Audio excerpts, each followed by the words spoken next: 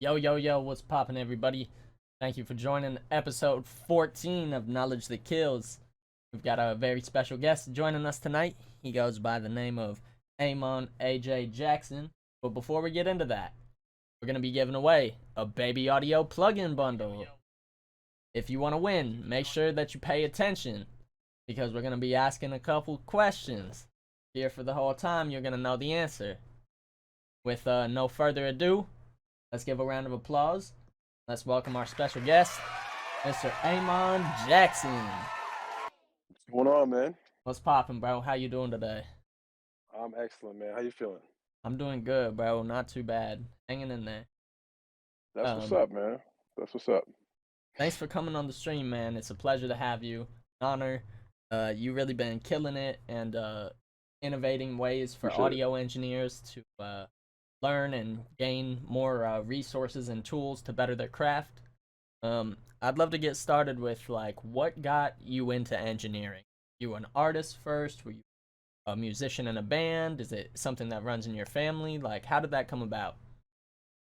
Uh, I just love music, man. I loved sound, and so I started out as a producer, and then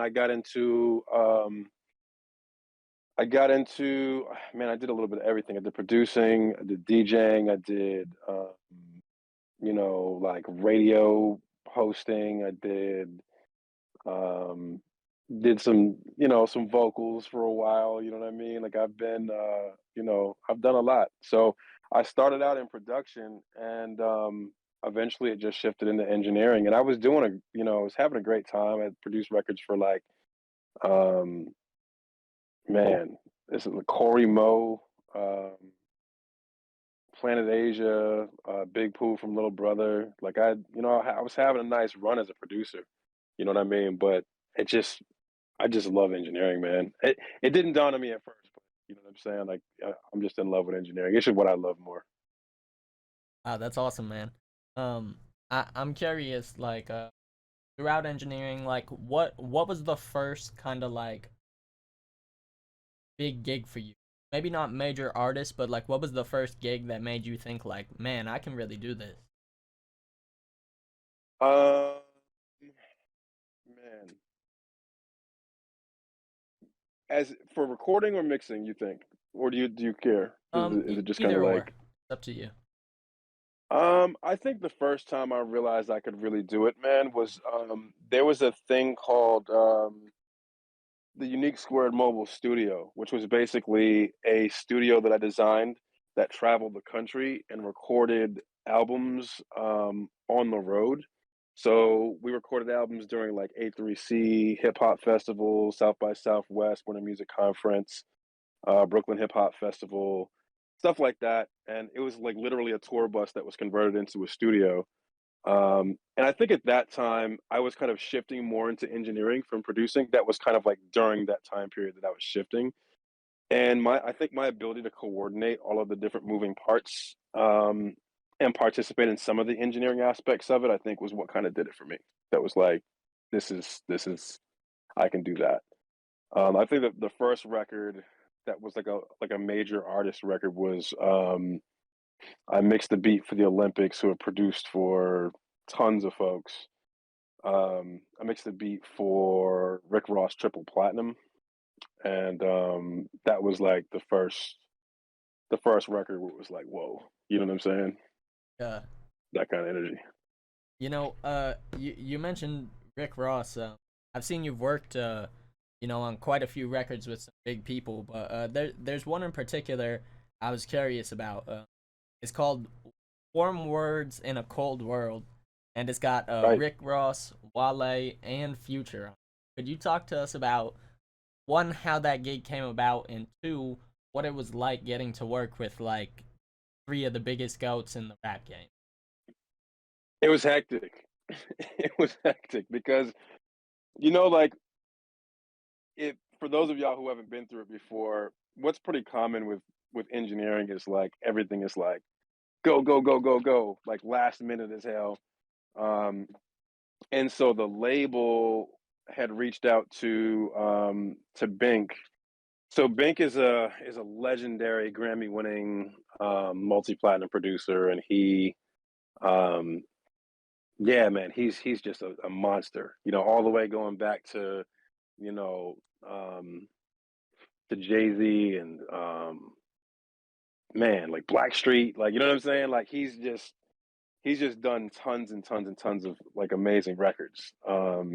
And so he hit me up, and he was like, "Hey, I got a record for you." And we had just mixed a record a week prior for something else that was big. And he was like, "Yo, I got this joint, man, and they need it today." You know, it was like 5. It was 2 p.m. They wanted it back at 5. It took 2 hours to get the session, so I got basically the session at 4 p.m. and the label needed it back that day.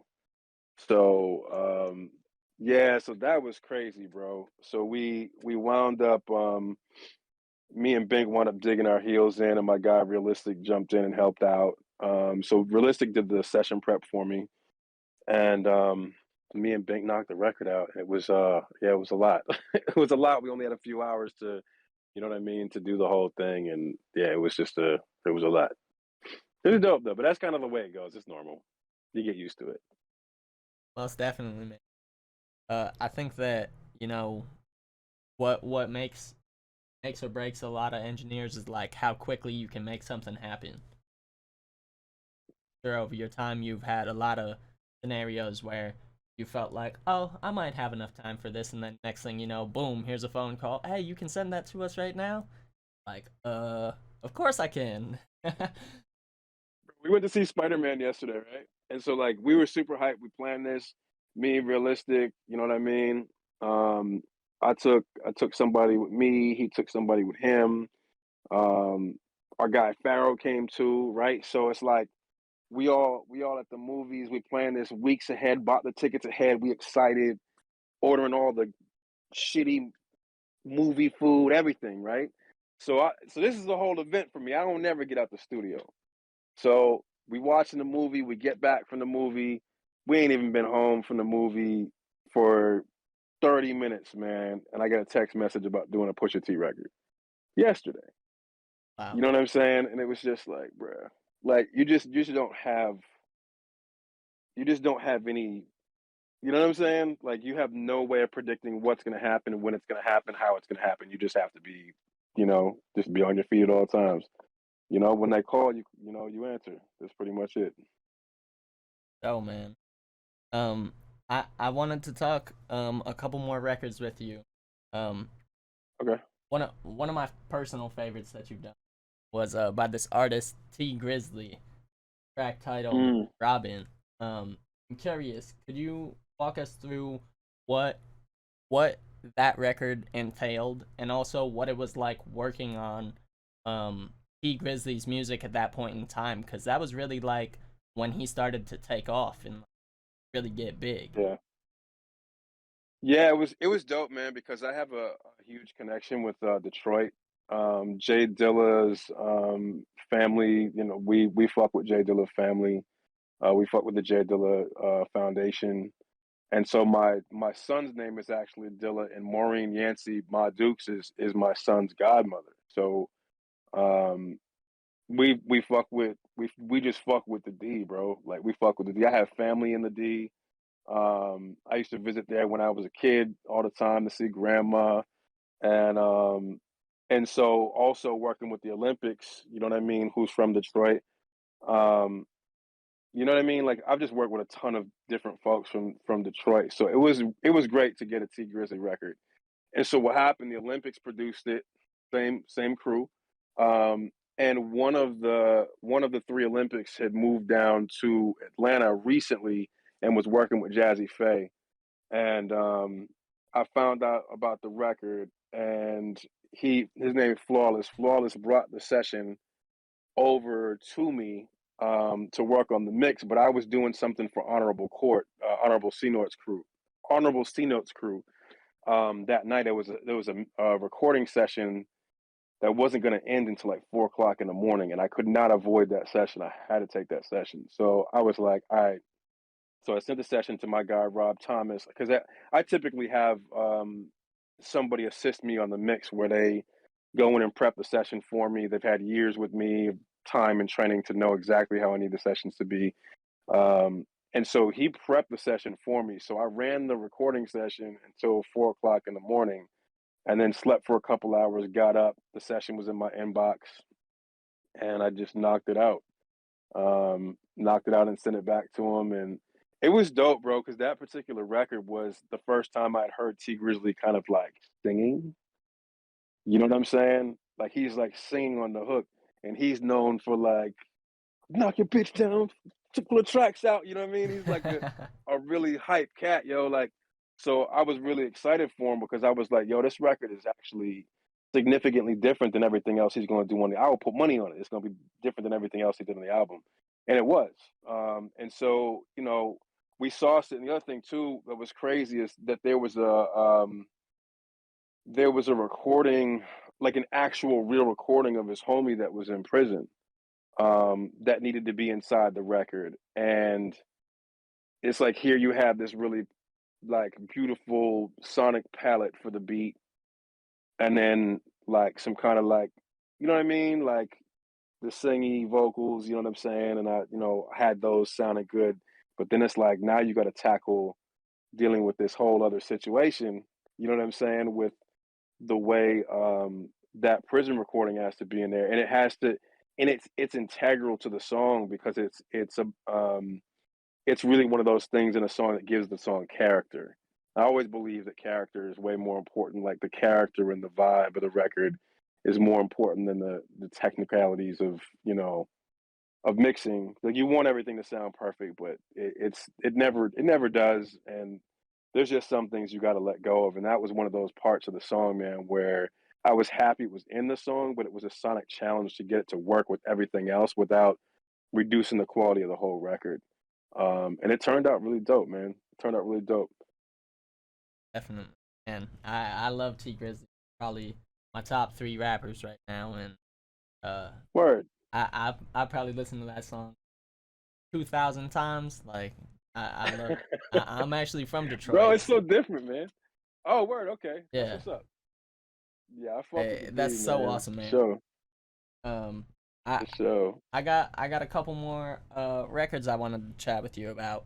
One of them that we briefly discussed earlier is this new track called Poison by Aaliyah and The Weeknd. You had mentioned Mm. that you got to do some very interesting work with that. Could you maybe discuss what your role was? Yeah, it was different, man. So it's not, first of all, it's not using the final recording. So that's a thing. Mike Dean mixed the record, right? So but Aaliyah's uncle had reached out to a person that I won't name, um, to contact me because they heard what I did with the Two Chainz record, which was I basically when we went to record the record, I guess we can get into that later, but well, I guess I'll tell you now. So when I went to record the Two Chainz record, um, KY, his engineer, his primary engineer, hit me up. Really, his only engineer. Two Chainz don't let nobody else touch his fucking records but KY. And so KY hit me up. He was like, "Yo, Chainz is doing this thing for NPR.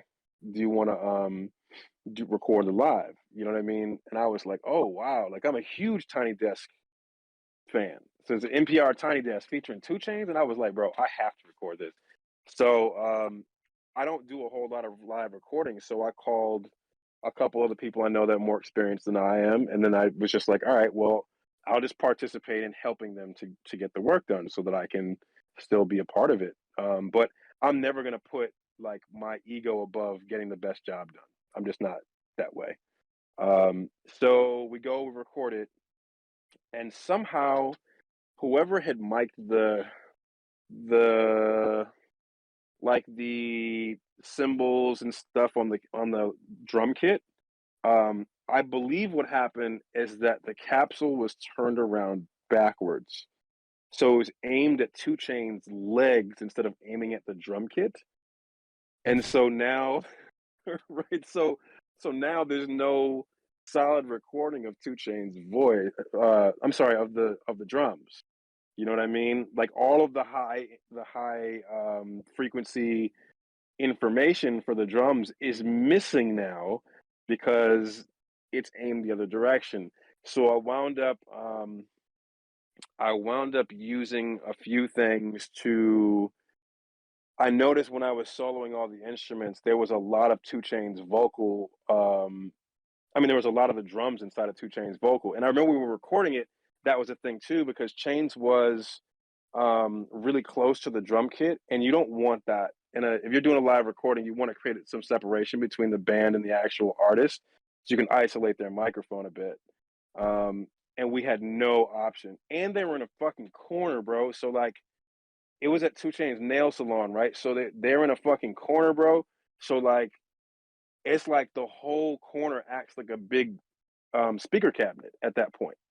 You know what I mean? So all of the sound is just like coming straight out. So I noticed there was a lot of the drums in Two Chainz voice, and I was like, "Yo, it'd be crazy if I could just reduce the volume of his or the perceived volume of his vocal and just use this as a drum mic." And I did a few things to it, and then an hour later I had it. And so I used I used Two Chainz vocal mic as a drum mic by just duplicating the vocal. And so they heard about this. Um, they heard about this. Even my guy Josh from NPR. Even he was like, "Damn, this mix came out crazy." And he's like, "I can't believe you were able to do that with the under the circumstances." You know, he was like, "I had to mix it in mono because of that. Like, I had to publish it in mono. Like, it was in stereo. Obviously, it's playing in stereo, but it was summed to mono when it was published. But the mix was so solid that people don't even notice it. But I didn't have an option because of the way the recordings were. Um, so, anyways, they found out about this. Aaliyah's people found out about this, and they reached out to me and they said, "Hey, you know, we're trying to make a new version of this old song that we have, and all we have is the two-track reference, right? So it's just a vocal and a beat, on top of the beat, and we really want to do this, but we've hired other engineers to try to like, reduce the volume of the instrumental, and it's not enough for us to actually use to produce a new record." So I was shocked when the files got to me. I was shocked if this was even happening because Aaliyah's music wasn't even streamable at the time. You know what I'm saying? Like, I don't know if you remember, but in early 2021, you couldn't even go to like Tidal or Apple Music or anything and listen to Aaliyah's music. It was on lockdown, you know. So I was blown that this was happening, and I couldn't tell anybody about it. And they sent me the files, and I immediately hit Isotope because I was like, I really I want to knock this out of the park. So the following morning, Isotope put me on a Zoom with one of the developers, and I told him what I did with the Two Chain situation. And so he walked me through a whole bunch of advanced techniques inside of RX that I didn't know about. Um, and then I attacked the Aaliyah vocal, and I got that thing down to where you could hear the reverb on her voice, but barely hear the beat. I mean, like barely. It was amazing. And then, there's like a pumping compression kind of feeling on it. But it allowed them. It was so little of the beat in there that allowed them to make the new version of the beat, and then all that went to Mike Dean, and they just did a normal, instrumental reduction of, probably like, music rebalance or something like that. But probably use something like that to reduce the volume of the instrumental and the vocal, because at that point, you don't have to sacrifice as much of the vocal because so much of it's being masked by the instrumental, like the new instrumental. But when there was no instrumental, you know what I'm saying? They really needed the original instrumental to be almost completely transparent, gone. You know what I mean? And I was blown that I did it. I wish I could release the files so people could hear them, but it's that's not G code, so I'm not gonna do that. But it was really dope, man. It was really really dope. Wow, man, It was a great experience. that's absolutely And you know amazing. what's crazy? I'm Appreciate sorry, you. go So, ahead. bro, you can still hear the beat inside the weekend song. So, like, what y'all can listen for if you want to hear it is like there's a snare and it's like it makes this sound, and if you listen underneath the instrumental, you'll be able to hear it So if you want to hear what the original record sounded like, you know what I mean? It was a great experience, man. It was like probably the coolest experience I've ever had in working on something. Like it's a huge honor to, you know, like for Aaliyah's uncle to reach out to somebody and be like, "Yo, find me an assassin. Like I need help with this." That was really dope. So, it's a huge honor, man. Huge honor. Rest in peace, Aaliyah. By the way. That that is an honor, man, and rest in peace for sure. That's that's legendary that you got to do that, and not only is it legendary that you got to do that, I'm very curious when it comes to like Isotope or the RX suite. Like, where do you see moving forward, like the potential of being able to take old stuff such as the Aaliyah record and transform it into this new school thing? Because our tools are getting way more powerful than they've ever been. You know, like Right. things are rapidly advancing. We didn't have music rebalanced 3 years ago. Right. Facts. I'm a big believer in AI, or I don't want to say believer. I'm a big advocate for AI. Because I think that you know I get where people are like, don't. Okay, put it this way. I'm a purist, right? But I believe it makes sense to have new tools. You know what I mean? Like, I want to get a Tesla. I'd rather be driving a Tesla than, my SUV. You know what I'm saying? Like, I think it's just a new tool. It's like the earth doesn't need like gas guzzling SUVs. The earth needs more electric cars. It just is what it is. And I think with music tools, so an example I use a lot is like DJing, right? So like I still got a lot of my DJ tech in here. So I got like my 1200s in here, which are going to be moved to a different room. But like when I first got these 1200s, there was no Serato and all this other stuff. You know what I'm saying? So if you were taking samples or if you were DJing, like you were using analog tech. And and what happened, man, like Serato came out and the whole DJ community was like, nah, nah, nah, fuck that. We don't, you you're fake if you know what I'm saying? You're fake if you use the Serato shit. And I was like, damn, bro, like that's crazy. Are you familiar with Serato at all? Yeah, yeah, I've used it. Yeah. So it's like they're like, yo, you're fake if you use this and da da da da da. And I'm like, yo, like I get it, but at the same time, man, it's like you should hang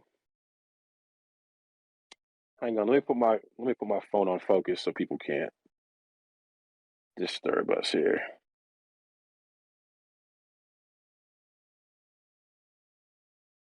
Doop, doop, doop.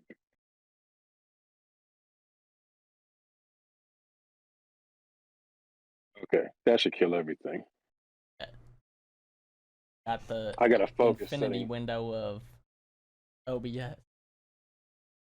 Say what now? We had the infinite window of OBS in your screen for a minute. Oh, word. That must have been cool. Um, but yeah, bro, it's like this was the thing. It's like people who are innovators and people who really love the culture are gonna take those new tools and they're gonna use them to elevate. You know what I'm saying? And I think that's what happened with Serato, and I think that's the same thing that's going to happen with software, like regular software, like music plugins. Like all these things, bro. That like things like RX and all these other things that I use. Like I use stuff. I use like declick to pull distortion out of vocals, and like things that are like it's not even designed for that. You know what I'm saying? But it's like it's a creative tool. You know what I'm saying? It's just another tool in your belt, man. So I personally think people overthink that stuff. And like I think us having more tools means you can do doper stuff. Like, am I gonna let software mix a song for me? No, like no, of course I'm not. You know what I'm saying? Like it doesn't have human enough taste yet to even do something like that. But I think every tool has its place, man. And I think the people who complain about stuff, it's like, what are you afraid of? Like you're not dope enough to like, you know what I'm saying? Like you're not dope enough to keep up with whatever software is doing. Like, you know, I'm not like software is not gonna work me out of a job as a mixer because the software is never gonna sound as good as I'll make it sound. Like it doesn't matter how many iterations of the software come out, it's just not going to work like that. So it doesn't intimidate me. I roll with it, man. I roll with it, and I'm gonna start programming some things soon too. I have a couple of ideas that I want to work with Isotope on. So I think I'm gonna work with them on developing some stuff. So we'll see. Wow. But yeah, that's where my stance is, man. I don't be tripping about that kind of shit. Like, imagine what life would be like without the RVox, or without like Vocal Writer, or without like, you know what I'm saying? Like, there's moments where Vocal Writer will save your life. You know what I'm saying? Or I don't use it often, but I mean, when you need it, it's there. You know. Um, so there's just so many different pieces of software that, like, I think, it's a beautiful thing. It's going to help us to elevate the craft.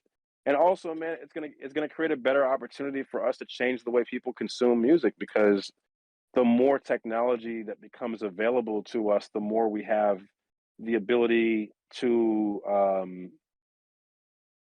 create a sonic palette that is more I mean, it kind of works both ways, but I think music is going to elevate a lot because of this, because the average user can sound better. But the downside is some people don't want to invest any time in it at all, and then the average user can also choose to not invest any time, and then it go the opposite way, which we see that happen too. So, but I think those of us who really love this thing, man, will invest the time, and will use. That's my if I had to predict something, and not that this is ever predictable, but that's what I would predict. I think it's gonna, I think they're all tools to elevate, straight up. Absolutely, man. And wow, that's such a cool perspective. I love hearing that because we're headed into the future, man. We're we're we're going up and up and up when it comes to technology. I, Yeah, what I'm you gonna do? Like, hold a picket sign outside and be like, "No, we don't want," you know what I'm saying? No software, please. 'Cause people probably felt the same way going from an SSL to, you know what I'm saying, to having interfaces, and on that one, I get it. But at the same time, it's like, what would have happened? Like, just imagine, bro. Like, just imagine how many things in music wouldn't have happened. Like, how many beautiful compositions wouldn't have happened if Doja Cat didn't have the ability to get an interface and work at home by herself. All these songs that she made would never have come out potentially. You know what I'm saying? And I'm just using her as a random example, but like, man, so many of the artists that we see that are thriving right now, like, if we didn't transition from everything being on an SSL board to going to like interfaces that people have access to in their homes, like, what would have happened if FL Studio wasn't out? You know what I'm saying? Like, that shit changed people's lives. Before, you had to have a lot of expensive hardware. You had to have an MPC, or like a MV8800, or you had to have, and this stuff was really expensive. You know what I'm saying? So imagine what would have happened if FL wasn't available to people. How much music the world would have missed out on, like dope shit. You know what I mean? Lots of definitely my favorite songs were made in FL. You know, so you just gotta be. I think you just gotta be open minded about it and just say, look, you know what I mean? Like, yeah, there's downs. There's always gonna be a downside, man. But like, look at all the beautiful things that came from it too. You know? for sure. And you briefly mentioned how you had done the NPR Tiny Desk for Two Chains. That kind of segues us into our event for the night, where you are gonna show us inside that session, maybe talk about some of the stuff that you did. Are you ready to hop on into that? Sure. Yeah. Awesome. Let's go. If you're in the audience, make sure you get your pen and paper, because this is the time to take your notes. You're about to get the sauce in 3, 2, 1. Oh no, my computer's down. Just kidding. All right. So this is the session, and so what you wouldn't necessarily know is that when NPR does Tiny Desk, this was a different because of COVID. There was a different situation. Normally, Tiny Desk, someone flies to New York and they work, and that's how it's produced, right? This is different because during COVID, NPR stopped bringing people out to New York because it wasn't safe. So everybody's doing like their tiny desk from wherever they are in the country, right? So Chainz decided to do it in his nail salon. So what a lot of people don't know is that the you do multiple takes until you feel like you've got a solid take, because they want to do as little splicing together of takes as possible, which I think is fantastic and admirable. They want like a as much as they can get like one smooth take across the whole thing, so it's an authentic performance. You know what I mean? So what you're looking at is like, let me see. Does this zoom on your screen when I do this? Yes, it does. It does. Oh, it doesn't do that when I'm on Zoom. Zoom, the platform. Okay, so you're looking at like 30 minutes worth of Chains recording. Um, and so my guy Deacon, whose team tracked it, um, they were able to run everything into the mixing board separate. So they not everything, but you got like your bass here, you got your kick here. I'm so glad that we can actually zoom. You got your hats. Um, that the drum pad was the drummer had like a you know what I mean, like a deal, a pad to work with, like a controller. These were ghost hats, which I actually didn't even use. I mean, overheads, which I didn't even use. And then this is, or is the overhead what I used for? Yep, I think the overhead is what I used. They called it an overhead, which it wasn't an overhead. Yeah. Okay, so this is what I got Two Chainz vocal from right here. Was what they called an overhead, which wasn't technically an overhead, it was on the floor. Um, and then the DJ. So they were actually running the real track this underneath the record, which you would think would be a good thing, but it's on a mixing level, it's not a good thing.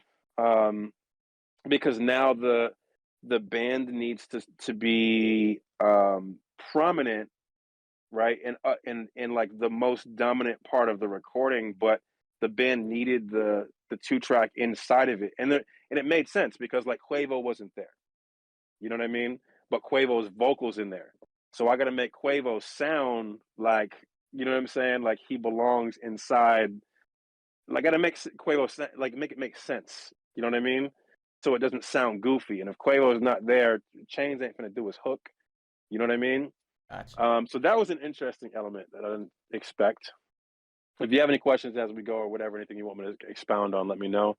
So you got keys here, and then the guitar. And where was Chain's original vocal? Okay, and then there's Chain's vocal right there. Um, so yeah, I guess we can. Would you want to start with the beat, or you want to start with the vocal? Am I too close now? Um, I think I'm nah, I okay. think you look good. How about for like clarification for the audience? The song we're looking at right now is "Good Drank," right?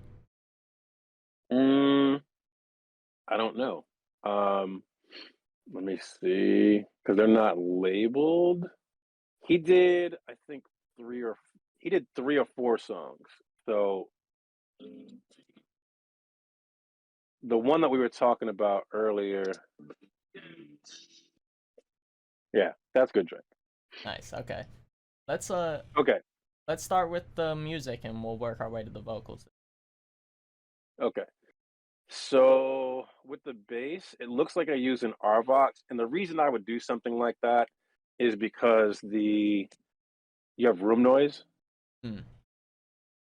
So somewhere like here, you'll see it like here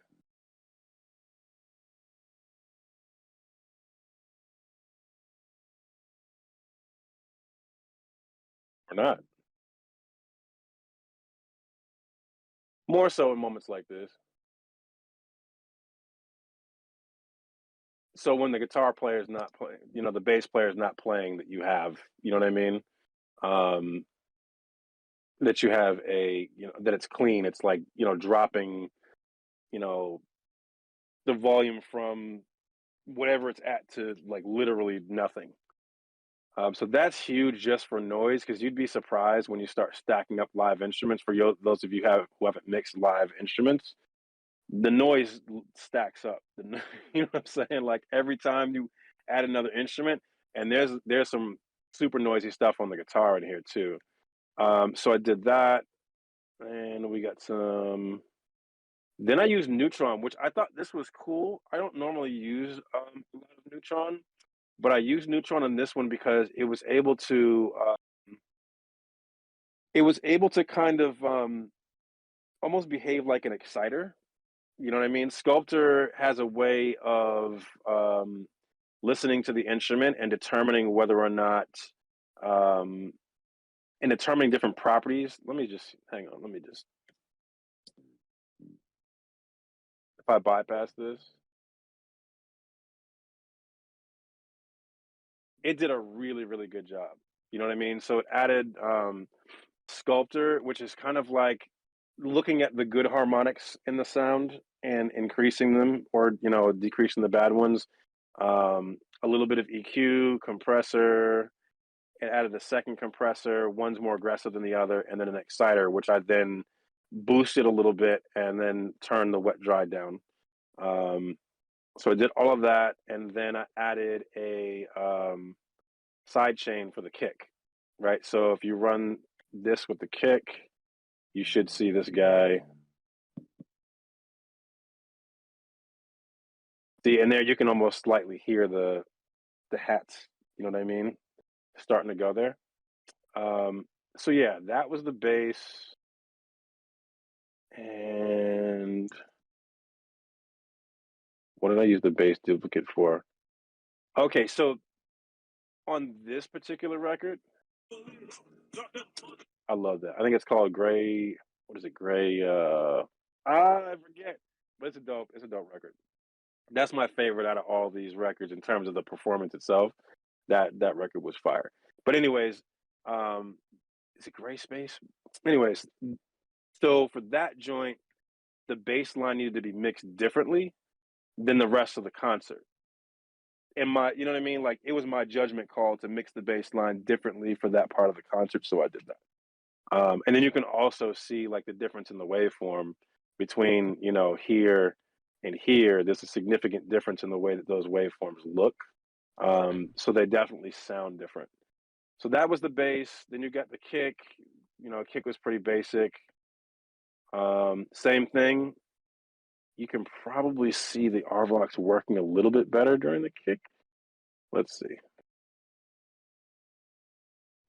Yep. Now here's without it.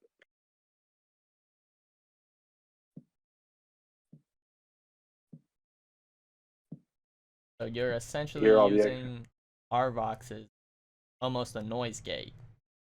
Yep. Nice. But it's the way Focus describes it, man. It's a very forgiving gate. You know what I mean? I think Arvox is great at rhythmic because you can adjust the gate to where it moves rhythmically. You know what I mean? Like if you watch on the kick, you'll see it move rhythmically. You see what I'm saying? It has a great like timing on it, which I love. So I did that, and then EQ'd it. I added some brightness to it. What's going on, my guy? Everybody, this is another famous ass, my guy, Realistic. Coming in late because we were opening some gifts with some friends. But yeah, are you familiar with Realistic? Realistic's another like he assists me on a lot of my records, and he's got his own career thing going on. I don't think I've met him. You can't hear them. Yeah, you can't. Okay. Yeah. Yeah, because you got the earphone. But yeah, my guy's in here. But anyway, he works with me on a lot of records, and he's had a pretty long career before I even met him. So usually when I have an assistant engineer on anything, they're already engineers with established careers. I just believe in team and less ego. You know what I'm saying? But yeah, so that's the kick. I wanted to get more I think with kicks, a lot of times people think that what you're doing is you're like you want a strong kick, you just turn the low end up, and that's a strong kick. But a lot of times, especially with a live band, you're gonna probably wind up wanting some high end information in there, so the kick can actually cut through and not compete so much against other stuff. So in this particular track, just to give you a quick example, with and without this EQ.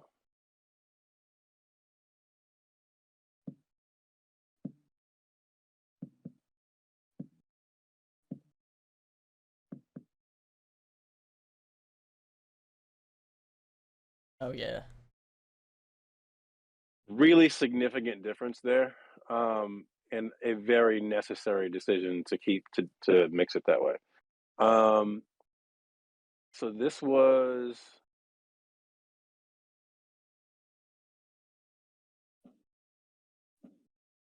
bro. That's that's where I got the drums. You can clearly hear that's Two Chainz vocal mic. You know what I'm saying? So I had to run after I did the reduction. So the way I did that, I used some music rebalance, and I used music rebalance, and I used denoise, I believe it was, voice denoise, like a combination of just trying different varying degrees and thresholds in there until I was able to reduce his voice down to that. Just so you can hear his regular vocal mic. Do, do, do, do, do. This is also after processing, but Poppy was an OG. I mean, you can hear the difference, bro, and like how much of the vocal you're actually getting out of that recording of the drums. Right? So I was able to add that to give the drums the brightness, which was sick. There was the EQ on it. Not a whole lot of dynamic EQing going on. This was the actual track. And that was significantly filtered. Significantly. Looks like I have some compression in there. Oh my god, bro. I forgot. There was so much distortion in the keys, bro. So what was happening, the keyboard player couldn't hear his levels properly, so he just kept turning it up, and they were in the concert, so we couldn't, like, my guy kept trying to go to, like, tell him, like, yo, turn it back down. You know what I'm saying? And he couldn't do. So this was what I had to work with the distortion. And that's after I processed it to reduce the distortion.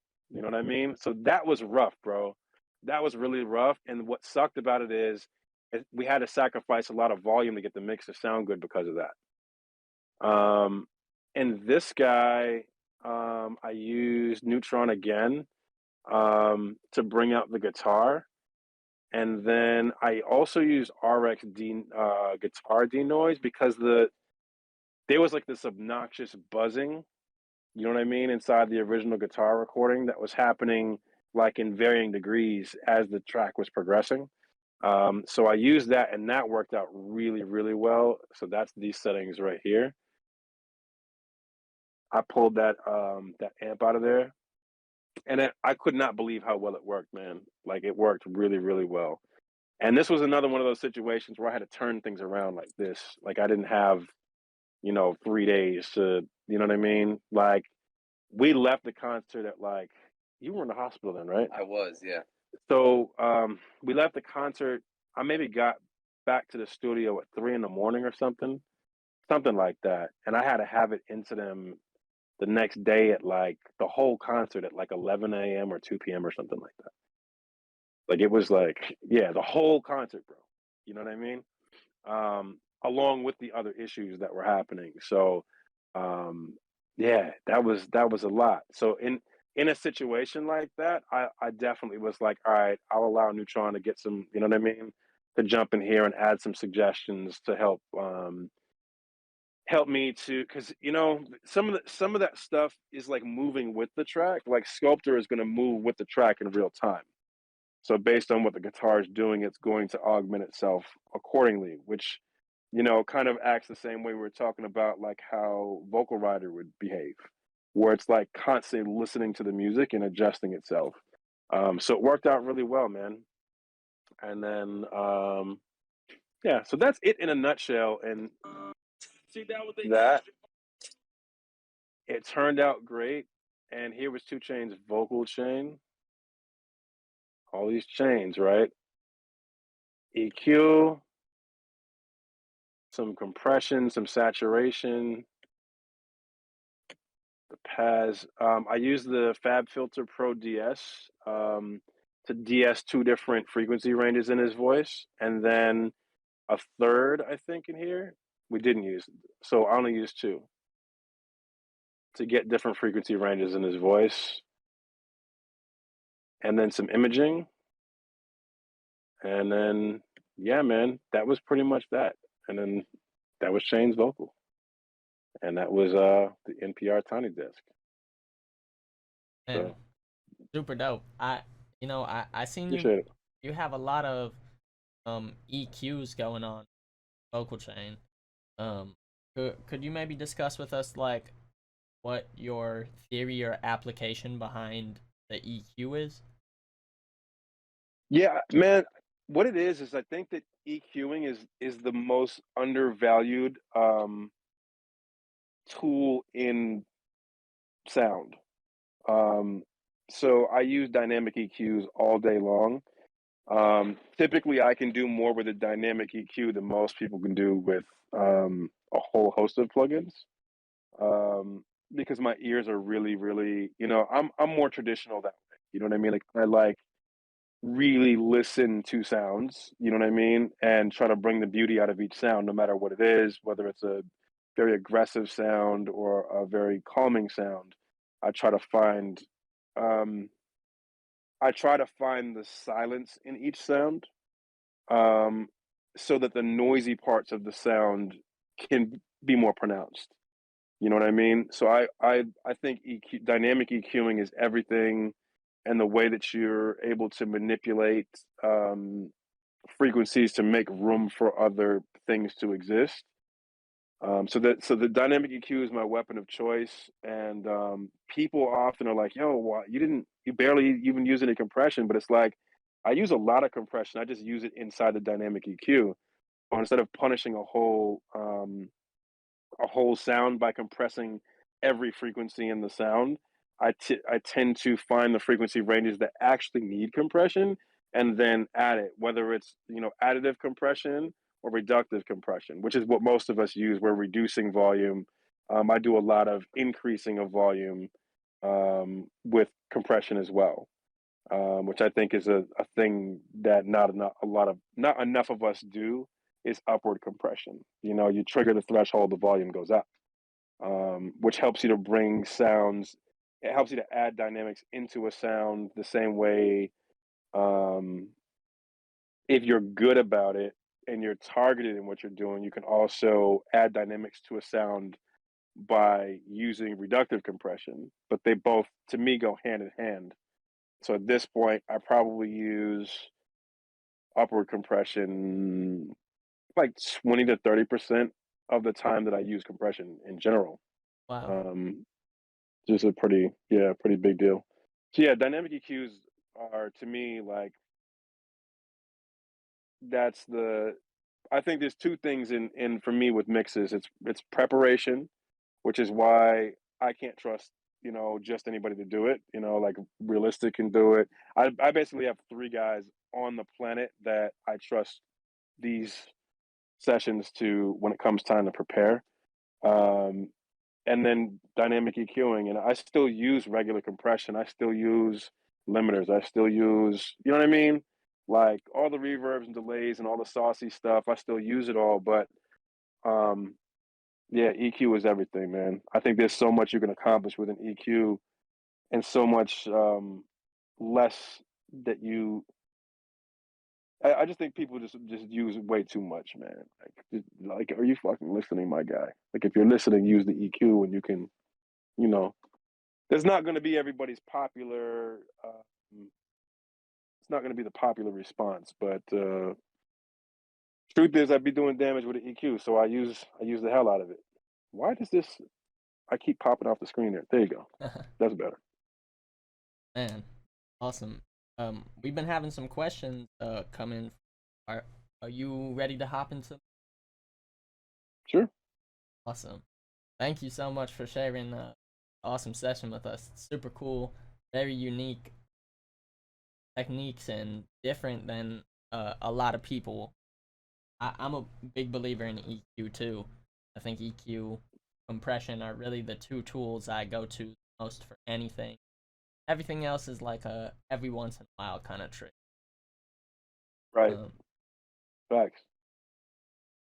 Now we're here. We got our chat on the screen. I'm gonna read you the questions if you can't read them. I definitely can't read them without my glasses on. Okay, cool. The last cell phone window.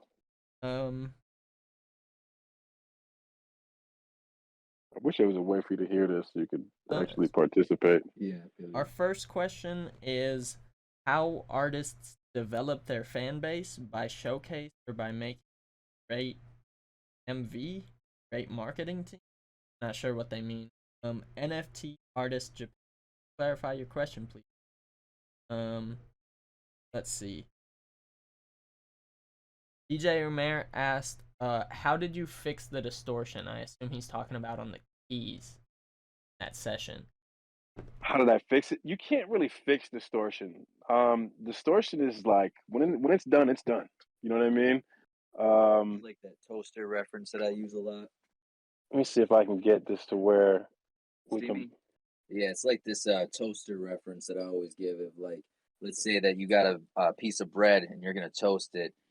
If you overdo it, and you burn the bread, it's going to be burnt. You could scrape it off with a knife, right, and get rid of some of the damage, just like we could with some of the RX and remove some of that. But the bread is always going to have somewhat of a burnt taste, no matter how much of it we scrape off. So when we do things like use RX to clean up the distortion, we can fix it a little bit, but it's still some of it's going to be there. Yeah. But we can always, if we, undercook the bread, we can always go back and recook it. Just like if we're not loud enough when we record, usually we can, as long as it's louder than the noise floor, we can always turn it up. And that's why him and I are big on recording a little bit lower than, because you don't want to risk recording too hot. Yeah.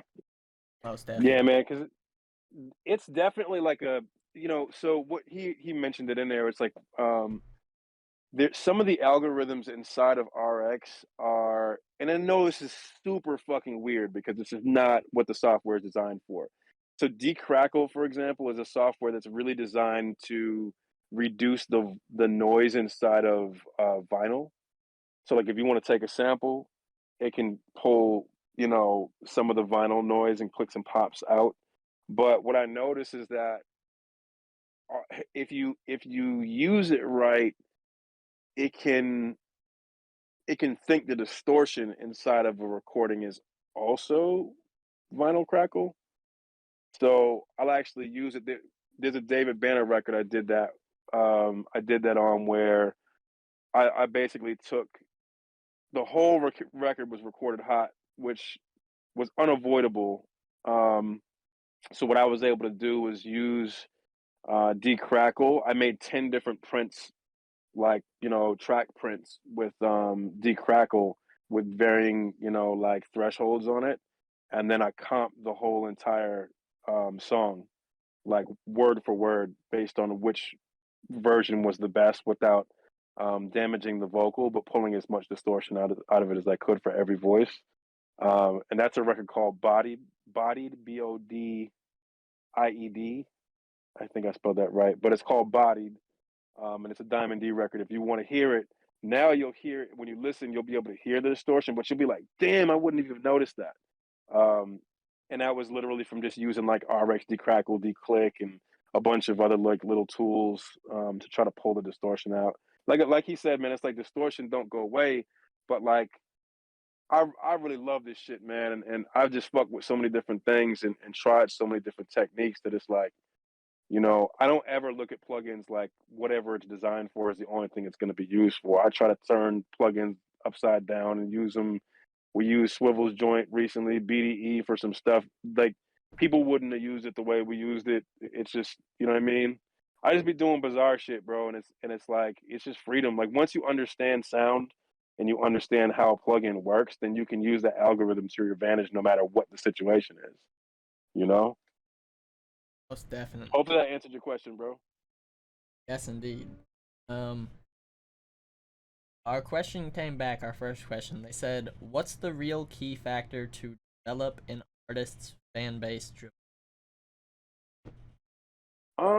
I don't really get into that side of things because I'm an engineer, so I don't really get into the marketing side of things.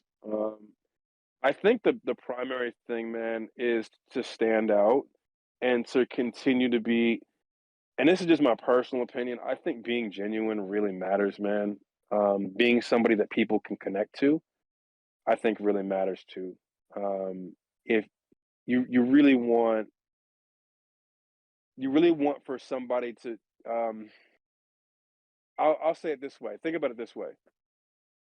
When I was growing up, every time I played a song, even now, right? But especially when I was growing up, every time I played a record, and if I heard a Jay-Z record, and it's like the beginning comes in, come on, doom, doom, doom, doom, doom, right? So like, I'm I'm walking down the street or I'm driving or whatever, and I'm just like, I I start thinking of myself as Jay-Z. I try to like I identify with his energy. It's like somebody I want to be like, somebody that like, makes me feel good and makes me like I want to be like that person. I think that's why Cardi B went so big, you know what I'm saying, is because like so many women could identify with her sense of freedom and power, and you know what I mean, and like being able to be ratchety when she wants, and still speak intelligently on subjects and all kinds of, you know what I'm saying.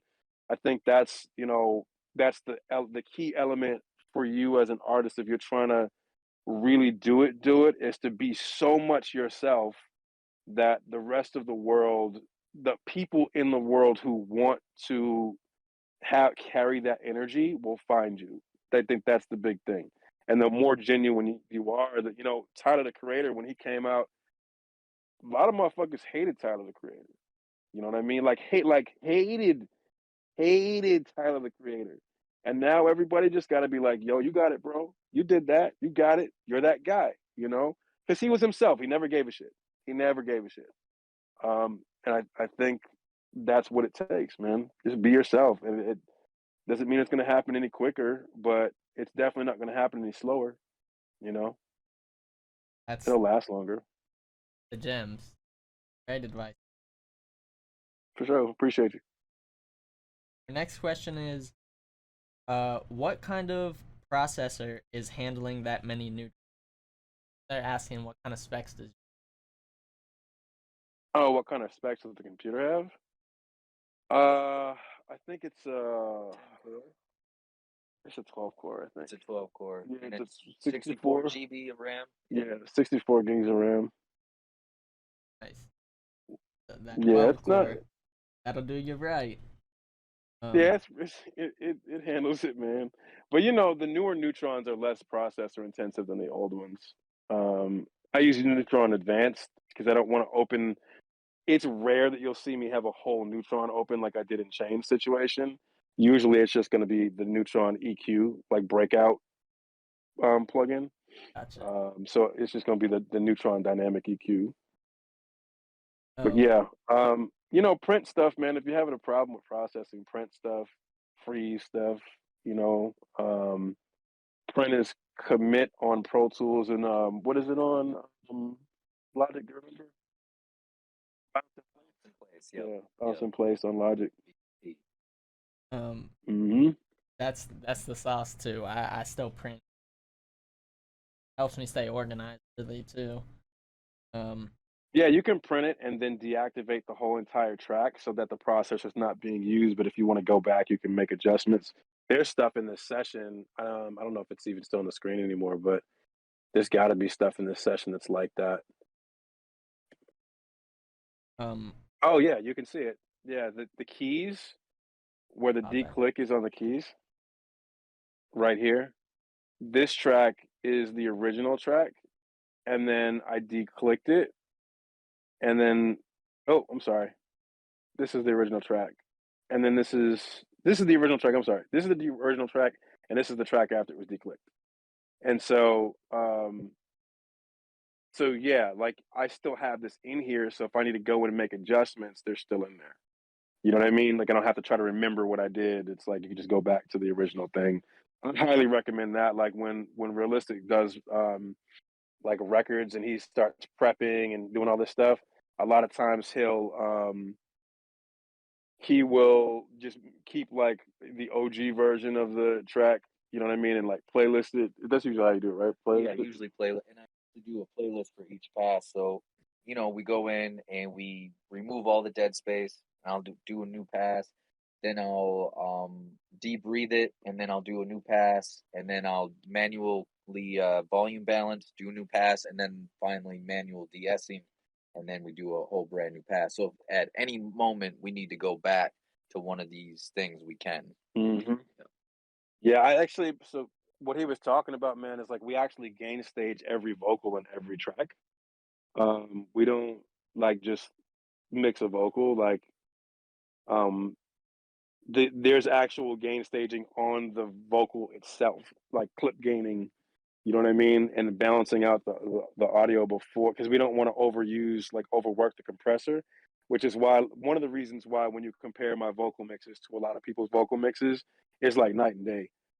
Not only because of the dynamic EQing and a lot of the like it's not even the dynamic EQ, man. It's really just like the very careful, detail oriented moves that are made inside of the mix.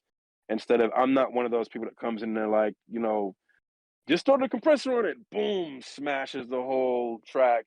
So there's a lot of very fine detailed work that he'll do before I start mixing, and then I'll do a whole bunch of detailed work when I'm mixing, and that's the stuff that really makes it work. So anyway, the point of all of that was to try to keep your OG track there, and then just deactivate it so you're not using processing power on your computer, and then print it. So that's a gem. Well, that'll save your life.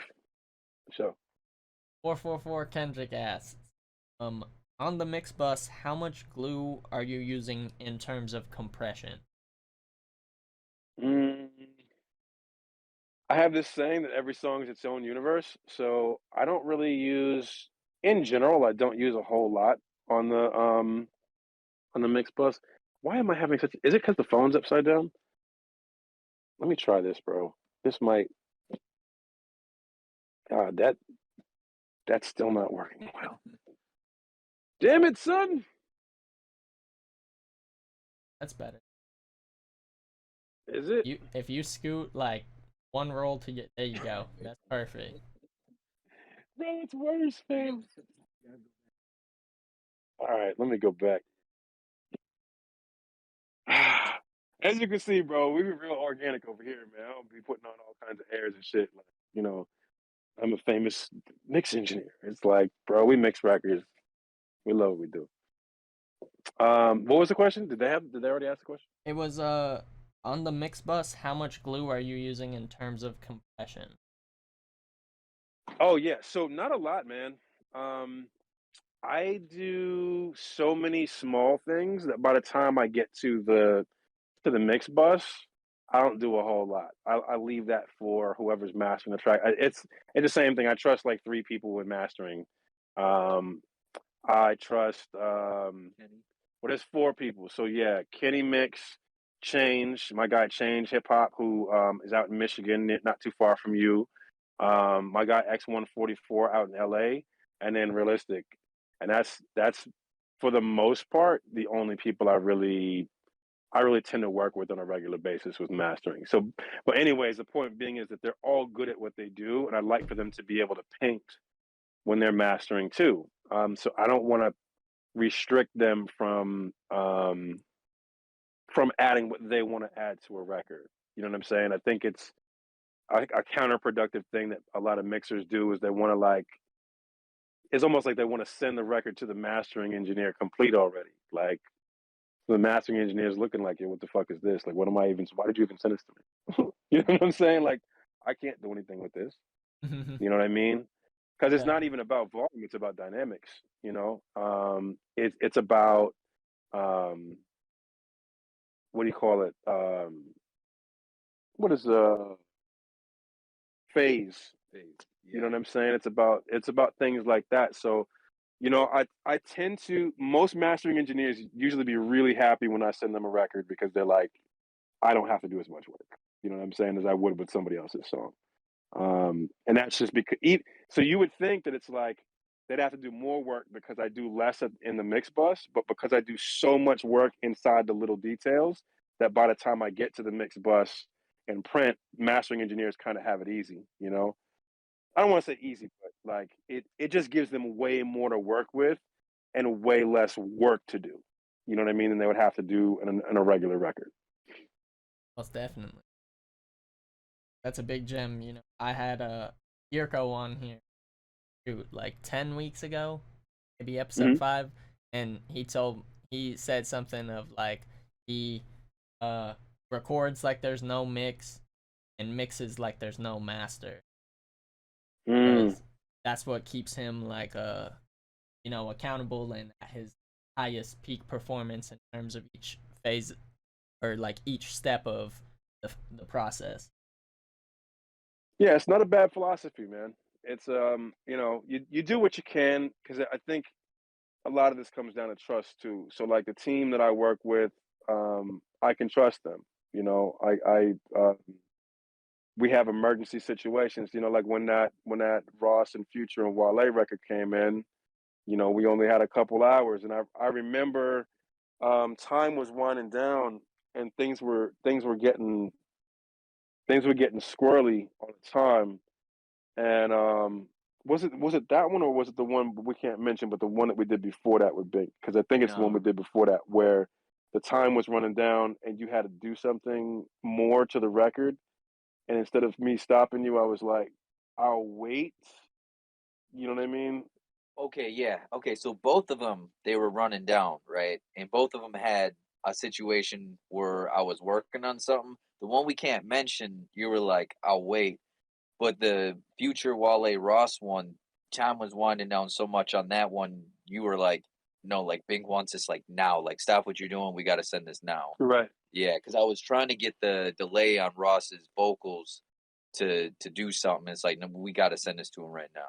Yeah, the label was those deadlines, man. It is what it is. Like we did the record, and we mixed the record. And I think the record came out like 7 days later or some shit. Like it Yeah, was it was came out really fast. Yeah, really really fast. yeah. But the record that we were talking about prior to that, I trust my team so much. There was something going on. I think we had, Yes. but it was a time constraint. Like I think I had an hour and a half left or something, and was like, you know what, take the other 30 minutes to do your prep work because the prep work is going to make it easier for me to do my side of it. But you know how much trust it takes to do that, bro? To be like, okay, just using a time frame as an example, because it was probably something like that. But let's say there's an hour and a half left until you have to not only hit send, but it has to be in their inbox. For me to say, all right, man, 30 minutes, you know what I mean? Take your other 30 minutes. I'm just gonna go outside and have a smoke because it was stressful, but it's like take the 30 minutes, do what you gotta do because I know like I can trust that if you take that time, I can run the ball the rest of the you know what I'm saying? I can run the play the rest of the way. And we did it and we fucking destroyed it. You know what I mean? And the label heard the mix and they took the first mix we did. They didn't ask for any alterations. They were like, we love it. Just fade the beat out different at the end. That was like, all right, you know what I'm saying? Like that was easy, you know. It wasn't easy, but that the change that they want was so easy. But that's what I mean by like having a team that you can trust. So all of that to say, like working with other people is not a bad thing.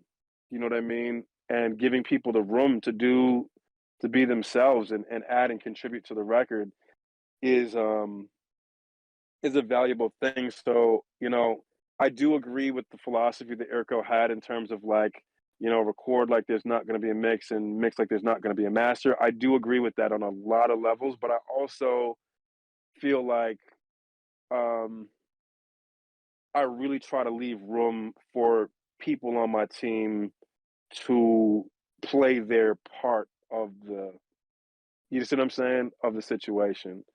Um, so so we're not disagreeing at all. Just saying that that's kind of we have I adopt a portion of his philosophy, but then part of it too is like it's like a caveat to the philosophy, which is like also leave room for your team to do their thing, man, Most for definitely. sure.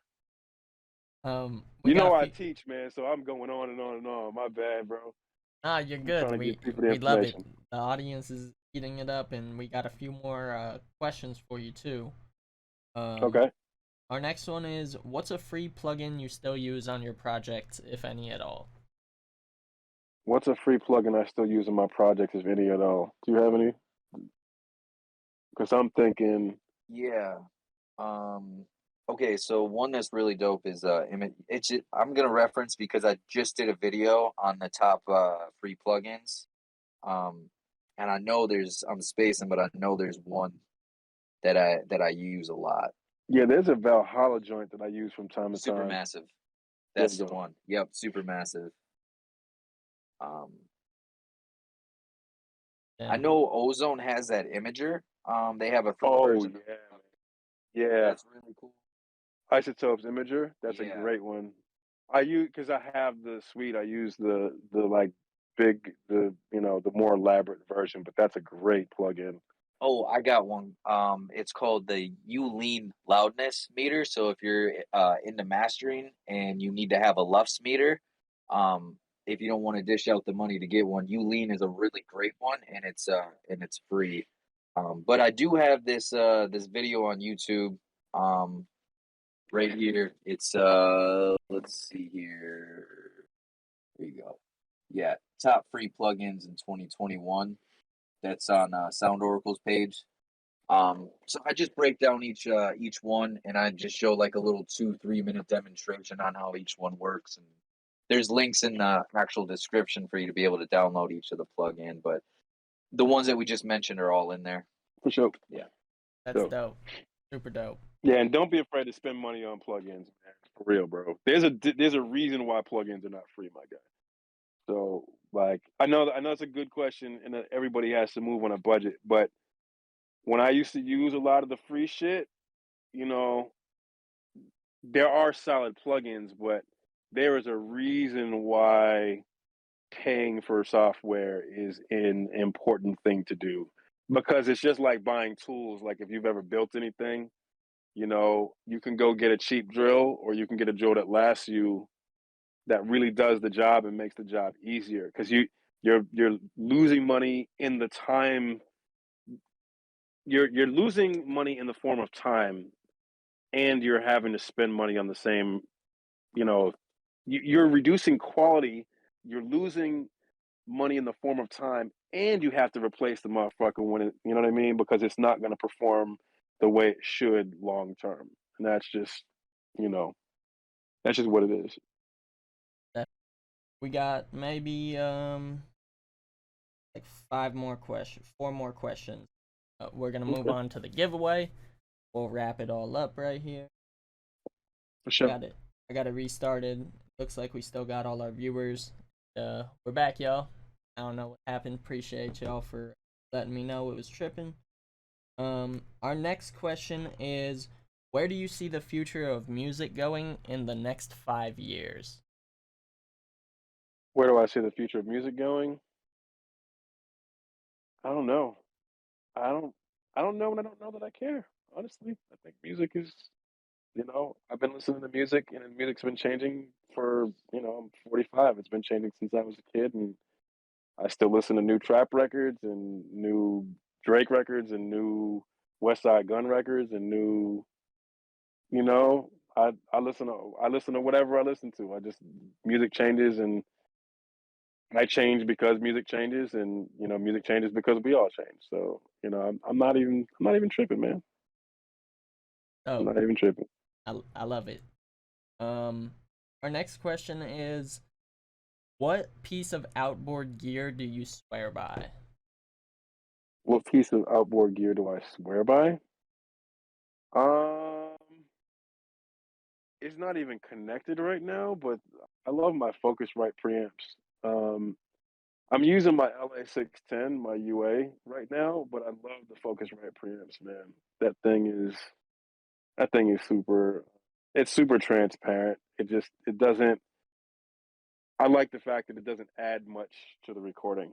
You know what I mean? It amplifies the signal, but it's very clear and it doesn't do too much to the recording. I like the LA610 for the opposite reason because it does. So I think it's kind of like hand in hand. I know you got a favorite Yeah, for the sure. VCA bus compressor Yeah, is my favorite for sure. We've A/B'd it in and out, and you can instantly hear the difference of what it does to a master.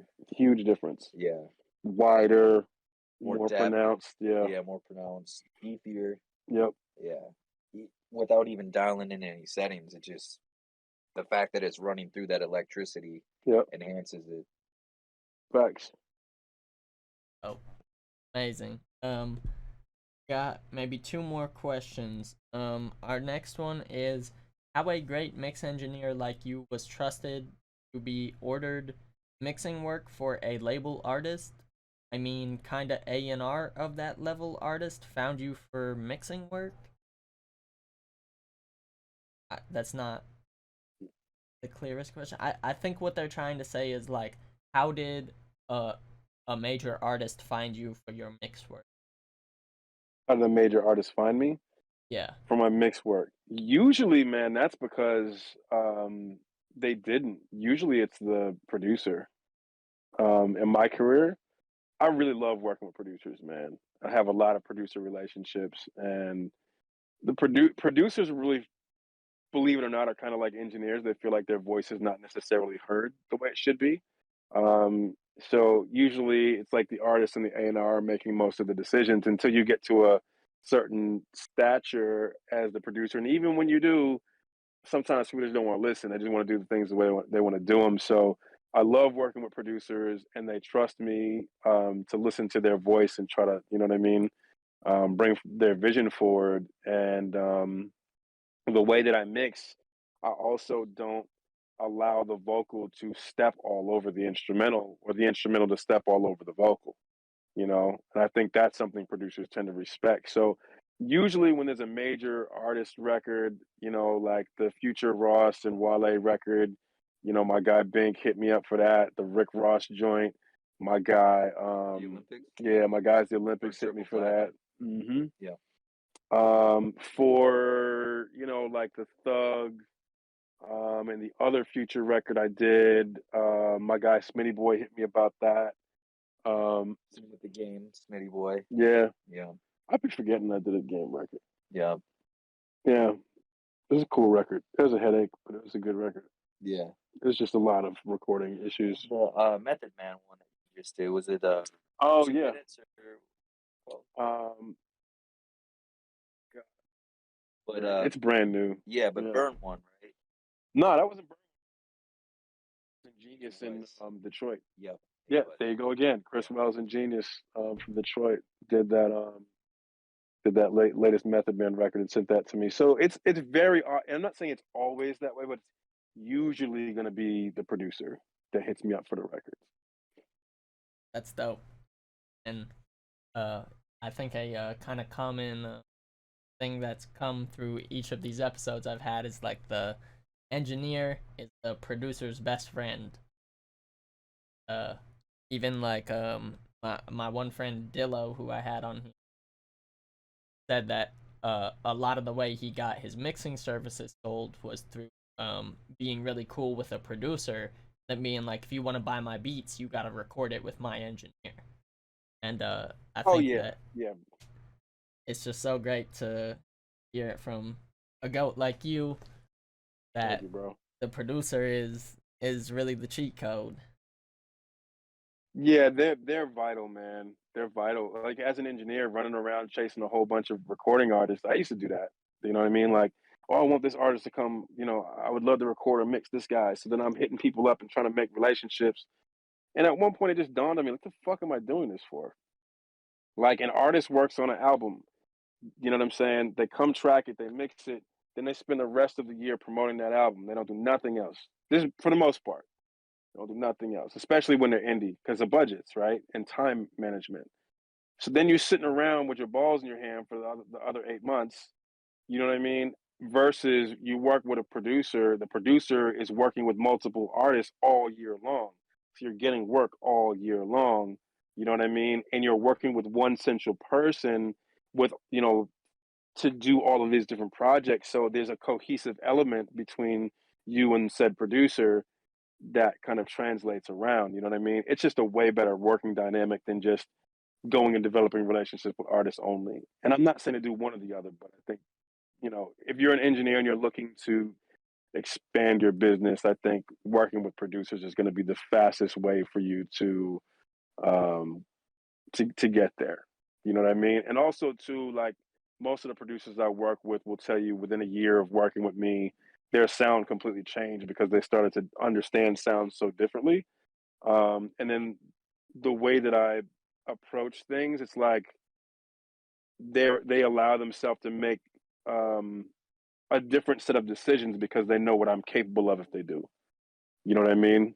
Just like same thing, like I can take on records that I wouldn't normally be able to take on because I know he's in my corner. So if something happens and it's like, all right, and he'll start working, you know what I mean? So, when we did that record, man, they mixed the record again like 2 years after we did it, but we got Fuse and had a record with Fuse from 808 Mafia had a record with Currency, and my guy Audio Grimes was preparing the sessions for me while I was mixing in the other room with Fuse present.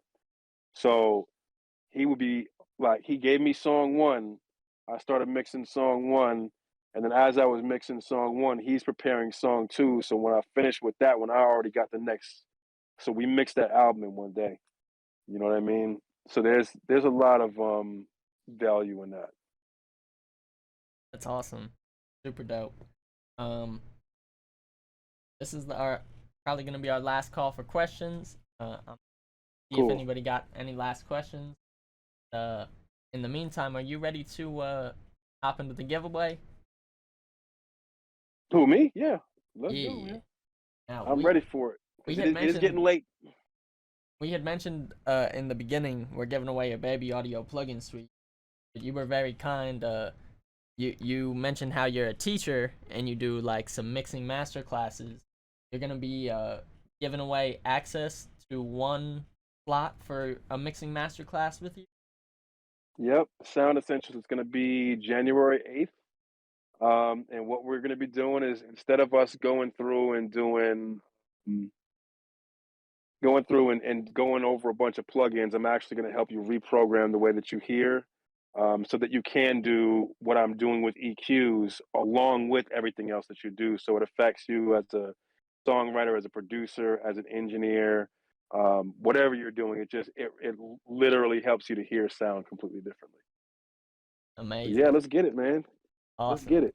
Uh, we did get our final question. I'm gonna ask that first. That way we can move into the giveaway and then uh Okay. finish out our episode. The final question is, what is your current favorite trick for low end? What is my current favorite trick for low end right now? Sidechain, Is it a trick though? upward compression. Yeah, I could see that. Yeah. I'm just trying to see how well I know you. He does know me well. Yeah, upward compression, man. A lot of times in drum patterns where I need the kick or the snare to stand out more, I may use upward compression where the threshold is triggering a frequency range in the low end that will round out, push the kick forward. That's side chaining. I think is something everybody knows for the most part. So I wouldn't say that that's. I'm not really the trick guy, bro. I'm just a do it guy. But But yeah, I guess to other people that would be considered a trick. For me, that's just more dynamic EQing, so it's not really a trick. You know what I mean? It's just like I got one trick. It's Hmm. EQ y'all into a fucking chokehold. You know what I'm saying? Like that's pretty much, pretty much it. Dope. Super dope. Well, it's about that time. Start the clocks. I got 2 questions for them. Our first question is gonna be, what was the first project that Amon worked on that made him believe he could be an engineer? If you were here in the beginning, you're gonna know the answer to this. Think real hard. I got the little clock ticking, and if nobody gets it in maybe like 60 seconds, we'll give them a hint.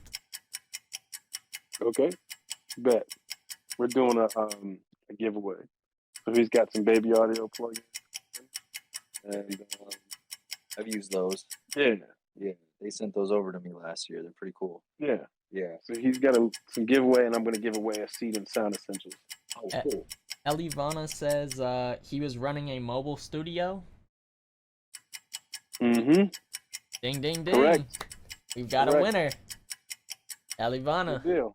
head over to Congrats. my Instagram right here. Shoot me a DM, and we'll get that over to you. For all the rest of you, if you hit the link in my bio on IG or go to amondjackson.com, you can use the code AJ50 and you can get $50 off of the full day pass for the January 8th class. And also, just as of today, we loaded a video replay section on the page where, let's say you want to go back and watch the Future. yeah, like a future class, or like when I did Rick Ross Scientology. Yeah. Yeah, same time. Jinx. But if you want to watch one of those old classes, you get 30 days worth of unlimited access for it. You should be able to use the discount code on that, and that literally just launched today. There's not even public information yet. So yeah, man. Yeah. So all of y'all can come do the class. It'll be fire. And yeah, I appreciate you, bro. Most definitely. Thank you, man. We're gonna give away the slot for the free access to your class on January 8th. I've got a question in mind. Do you maybe have a question in mind you want to ask?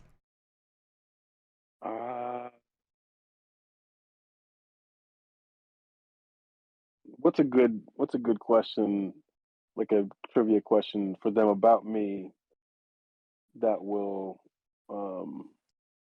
they can use to see who gets in the class. Okay. Favorite Marvel character. They're not gonna know that. We didn't talk about Okay, so it's something that they'd have to know in this. it's from the class. Okay. Did they know about ugly EQ? They don't. Okay. Well, dynamic EQ. They do. So what about dynamic EQs? Um, We could. That's a real simple one. That's a real simple one. What is the one thing that what is the one thing I said about EQing? Okay. No, let's reverse it. What is the most underrated tool in mixing, according to Amond AJ Jackson, aka AJ on the buttons? What do you think? Is that question too easy? That's it. We got the clock ticking. Let's see. Somebody said you got a chokehold. EQ, EQ, EQ. There's a type though. It's a very. We're looking for a specific type. answer. You know what it is. I know you know what it is. I know exactly what it is. 444 Kendrick says dynamic EQ. 444 Kendrick, you got it, bro. Boom, Kendrick. Who was the other person? Let's see. The first one who answered, either you got a chokehold or they said EQ. Oh, the person who said EQ. That is also Elivana, who won our baby audio plugins. Okay, so send the DM to me directly, and I'll get you $100 off the class on the 8th if you decide to take it. Still got to pay for the class because the other person got it, but I'll give you $100 off instead of $50 off. Amazing. All the other rest of y'all can get $50 off That's because they did really have the right answer. It just was, you know what I'm saying, not specific enough. We clapping it up right now for the winners. That's very kind of you to offer them the coupon, man. So dope. Make sure you head over to Instagram, follow me, shoot me a DM. Make sure you head over to Amond's Instagram, shoot him a DM and follow him. That's both located right below us on the screens. That about brings us to the end of the show today, man. And I want to say first and foremost, thank you so much for coming. It's been a pleasure to have you. You know, keep being awesome. Keep leading the way for the audio engineer. All the stuff you're doing is so dope, and I really admire it, man. And I just want to open the floor for any opportunity for you to plug, like your websites, anywhere people might find you at, anything you got going in the future you want to shout out. I appreciate it, man. Yeah, it's definitely an honor to be invited to do it, man. You and I like fuck with each other pretty instantly. You know what I mean? When we met in Clubhouse, you know what I mean? Kind of fuck with you instantly. So the first thing I want to plug is Realistic Productions. This guy right here. You can follow him at Realistic Productions. Pretty straightforward. He's got a lot of content on his website as well. You know, or on Sound Oracle's site. Where are most of your classes? Because he has like online courses. They're on Oracle site, right? Yeah, so at soundoracle.net, I have like full in-depth courses. Each one is 10 plus hours. Most of them are 75 to 150 videos each. So I have the art of beat mixing, the art of vocal mixing, and the art of mastering. And right now, during the holiday season, they're all 30% off. And that the discount code is automatically applied at checkout, and that runs until the end of the year. So that's at soundoracle.net. Yeah, and then, you know, for me, AmondJackson.com, where you can hit my IG and just link it there, and that's pretty much it. I mean, bro, I don't know if I can handle any more crazy shit because the Aaliyah record just came out 7 days ago, and 7 days prior to that was the Future Ross and Wale record, and that's enough for me to close out the goddamn year, bro. I'm good. If I scrapped every other, which I would never. Let me word this completely fucking different and like forget that I said that. If I had not had any credits in my career, that 7 day period between the Aaliyah record coming out and then the Ross Future Wale and Bink, let me make sure I put Bink in there because Bink is king. You know what I'm saying? Like, if that's enough credits for somebody's whole career. You know what I'm saying? To be honest. So it's like that happening at the tail end of the year, I'm good. I'm ready to relax for a few days. And then, you know, back in January, we'll kick it off and we'll get back into doing this education. And we have a couple other big records that we've done that are not out yet. And those are probably coming soon. And definitely can't talk about those. But yeah, so just buckle up, man. Buckle up. It's gonna be nuts. So like I say, if you want to watch one of the previous classes we've done, Future, Ross, Playboy Cardi, Music Soul Child, what other joints is on there? The 2 Chainz Quavo. Yeah, this actual, like I taught a class on this joint that you guys saw earlier. There's all kinds of shit on there, man. Yep, we got a 808 Mafia. See, Method Man. um, Sir. Yep, Sir is on there. Inglewood Sir. So yeah, there's a ton of different joints, man. Young Thug. My bad. The Young Thug. No, you're good. Yep. The Young Thug joint. So if you want to watch one of those, you're welcome to, you know, hop on the site as of today and get one of those. So, all right, Kill Shot. Hey, thank you so much, bro. It's been a pleasure. I hope to have you again in the near future. We're giving you a round of applause, cueing the sound effects.